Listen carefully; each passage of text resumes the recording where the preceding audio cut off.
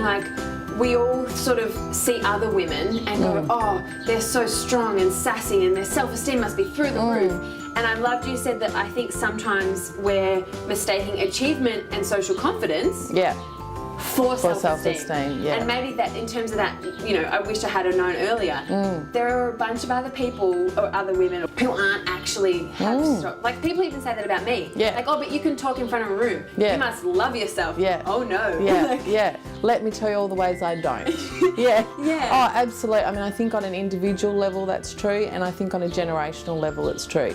I mean, the whole sort of fake it till you make it, don't judge a book by its cover, all that kind of stuff. Because one of the things that I hear, which is usually critical of your generation, is, oh, have these young girls, they've gone too far, you know, they're a bit up themselves and they're too cocksure, and they're, pardon the pun, and, you know, they just think they know everything and they've got no respect.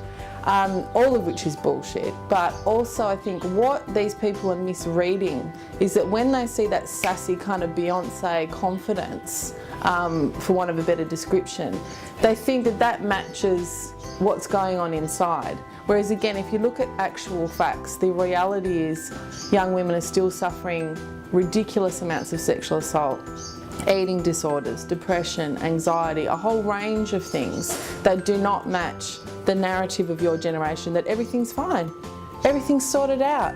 It's almost like a Stepford Wives kind of thing, but in a different way. You know, it's like what's on the surface?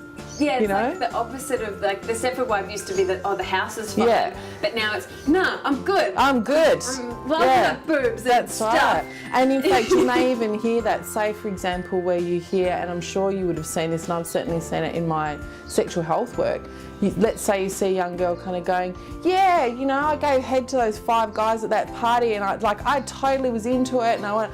Now, it's possible that this girl was totally into that. It's unlikely. I would be asking some more questions about why she felt the need to do that. Was it reciprocated? Was it even discussed that it would be reciprocated? How many times has she done it? What's happening in her life? You know, all of that kind of stuff. You've got to go beneath the surface. Which you could say about all things, I think. Oh, I think absolutely. Absolutely. Yeah. But I think we are in a culture of surface understanding, you know, the rise of opinion pieces and all that kind of stuff. They're good and bad.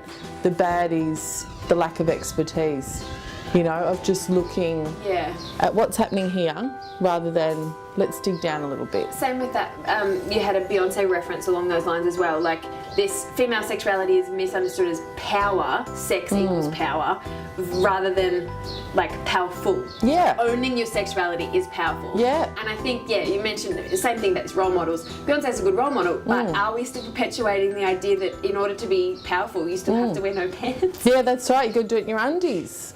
You know, I mean, that's the thing. Is sexuality powerful? Yes. You know, have we worked for many decades to allow women to embrace their sexuality? Who wants to go back to the 19 whatevers where, you know, you're not allowed to have an orgasm and it's shameful to have a sexual desire as a woman and all that kind of... No one does. Well, some people do. I don't. Having said that, that is not the same thing as power. You know, I think I say in the book as well, you know, sleeping with the captain of the footy team is not the same as being the captain of the footy team.